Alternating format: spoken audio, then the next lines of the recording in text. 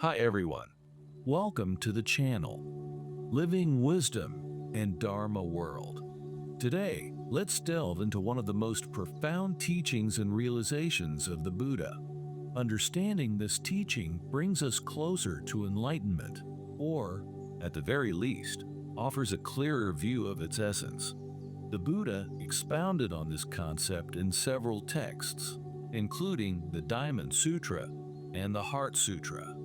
In the Heart Sutra, the Buddha states, Shariputra, all dharmas are marked with emptiness. They do not appear or disappear, are not tainted or pure, do not increase or decrease. This emptiness of all dharmas, beings or things, refers to the Buddha nature, which the Buddha also termed the true mind. To illustrate, consider a wave in the ocean.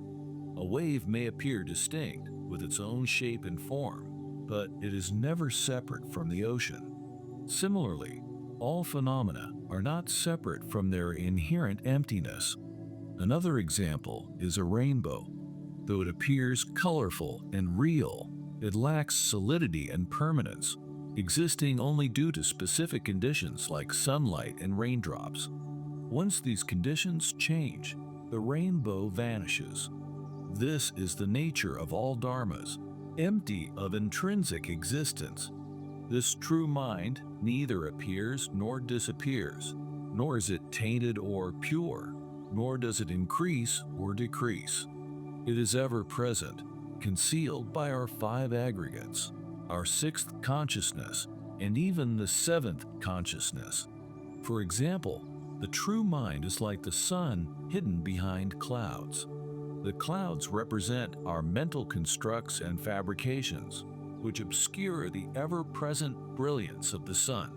When the clouds dissipate, the sun shines brightly, just as our true mind becomes evident when we let go of these obstructions. By peeling away all mental constructs and fabrications, we can uncover this luminous true mind, which has always been there, unchanging, unmovable, and infinite.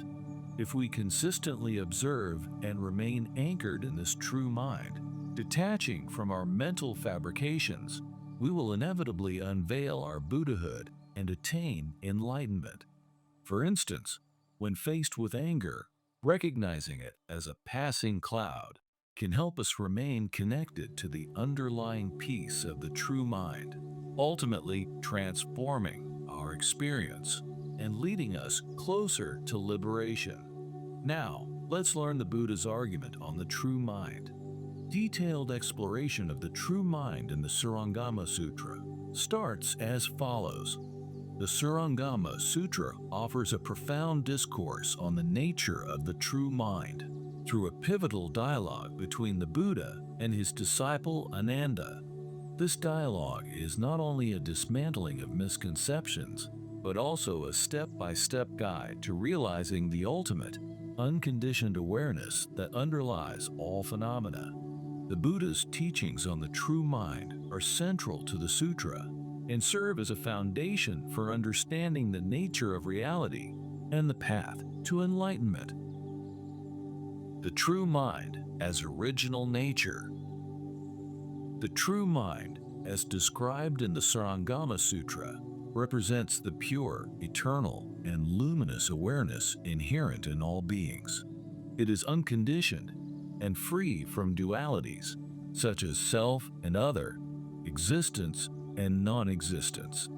This mind is not subject to arising and ceasing, unlike the false mind, which is entangled in samsaric existence through attachments and delusions. The sutra emphasizes that the true mind is ever present but obscured by the false mind. The false mind, rooted in ignorance, avidya, operates through sensory perceptions and habitual patterns, perpetuating illusions of separation and duality. By removing the obscuration, practitioners can realize the luminous and unchanging nature of the true mind. Ananda's initial misconception of the mind. Ananda, assuming that his ordinary thinking mind is the true mind, believes that the act of perceiving, analyzing, and engaging with external phenomena constitutes his self. In response, the Buddha challenges Ananda to identify where this mind resides. Through this inquiry, the Buddha reveals that Ananda's understanding is based on false assumptions. The Buddha's refutation of Ananda's answers. The Buddha systematically dismantles Ananda's beliefs about the location and nature of the mind, guiding him to recognize the limitations of his assumptions. Below are Ananda's 6 proposed answers and the Buddha's refutations. 1. Inside the body. Ananda's view. The mind resides inside the body, like a lamp illuminating a room. Buddha's refutation. If the mind were inside the body, it would directly perceive the internal organs. Since the mind perceives external objects, this assumption is invalid. 2. Outside the body. Ananda's view. The mind exists outside the body and interacts with it from the outside. Buddha's refutation. If the mind were outside, it would have no connection to the sense faculties and could not perceive sensations within the body. 3. In both inside and outside. In both inside and outside. Ananda's view. The mind exists both inside and outside the body simultaneously. Buddha's refutation. This assumption implies the mind occupies contradictory locations, which is illogical and inconsistent with experience. 4. In the sense faculties. Ananda's view. The mind resides in the sense organs, such as the eyes. Buddha's refutation. If the mind resided in the eyes, it would cease to function when the eyes are closed. Yet perception continues, proving this belief false. 5. In the sense objects. Ananda's view. The mind exists in external objects, such as forms and sounds. Buddha's refutation. If the mind were in objects, it would not belong to the perceiver. Furthermore, objects exist independently of perception, contradicting this claim. 6. Nowhere at all. Ananda's view. The mind does not exist in any specific location. Buddha's refutation. If the mind were non-existent, perception and cognition would not occur. This contradicts the direct experience of awareness. Through this systematic analysis, the Buddha demonstrates that the true mind cannot be localized or confined to physical or conceptual boundaries. The nature of the true mind. After refuting Ananda's misconceptions, the Buddha introduces the nature of the true mind. 1. Unconditioned.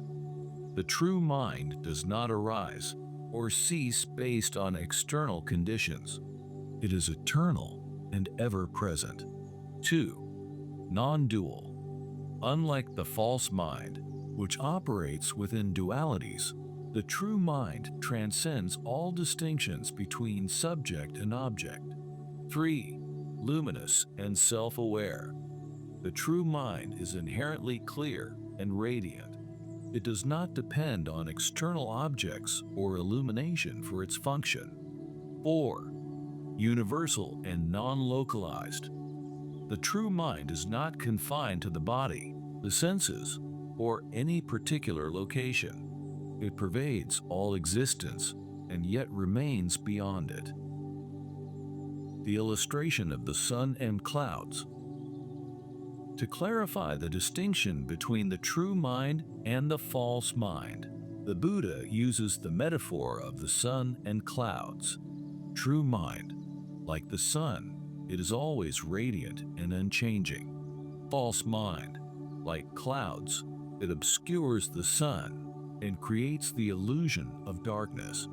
However, the clouds are transient and cannot affect the sun's intrinsic brilliance. This metaphor emphasizes that the true mind is ever present, even when obscured by ignorance and delusions. Turning awareness inward. The Buddha advises Ananda to turn his awareness inward, away from external phenomena and the distractions of the false mind. This inward turning is described as a process of uncovering the true mind by 1. Letting go of attachments, detaching from sensory objects and mental fabrications. 2. Calming the mind, practicing meditation and mindfulness to settle the false mind and sharpen concentration. 3. Contemplating awareness, investigating the nature of the mind itself and recognizing its luminous, non-conceptual essence. Practical implications for practitioners. The teachings on the true mind in the Śūraṅgama Sutra provide profound guidance for spiritual practice. 1. Discriminate between the false and true mind. Recognize the conditioned nature of the false mind and the unconditioned nature of the true mind. 2. Engage in contemplative practices.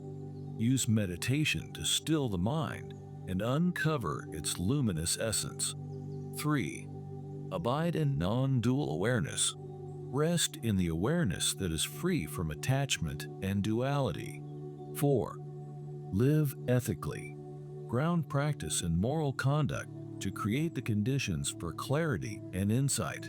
Realizing this true mind that transcends all the external noises, mental fabrications, or phenomena, we can reside in the calm, purity, and luminous awareness, thus realizing enlightenment. Conclusion. The dialogue between the Buddha and Ananda in the Śūraṅgama Sutra offers a profound exploration of the nature of the true mind. By refuting Ananda's misconceptions and guiding him to turn inward, the Buddha reveals the luminous, unconditioned awareness that underlies all phenomena. This teaching serves as both a philosophical foundation and a practical guide for realizing enlightenment, emphasizing the ever-present nature of the true mind and the path to uncovering it. Thank you for joining us on this journey into Buddhist wisdom. If this video inspired you, please like, share, and subscribe for more insights. See you in the next video.